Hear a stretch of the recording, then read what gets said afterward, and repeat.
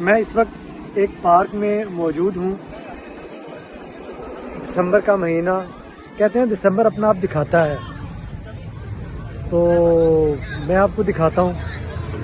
दिसंबर की धुंध जो है ना वो शुरू हो चुकी है लाहौर में। अगर हम लाहौर से ज़रा बाहर निकलेंगे तो और ज़्यादा होगी। मैं दिखाता हूँ आपको, ये देखें, अभी मगरिब का टाइम जो है ना उसमें भी 15-20 मिनट है मगरिब होने में। तो आप देख लें क्या सूरत हाल है। दिसंबर आ चुका और दिसंबर ख़त्म भी हो जाएगा, फिर महीना शुरू होगा जनवरी का।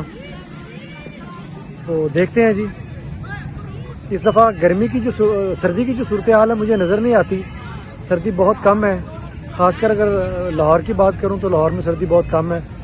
और बाहर की क्या सूरत हाल है मुझे अभी तक नहीं पता। देखते हैं कितनी सर्दी होती है।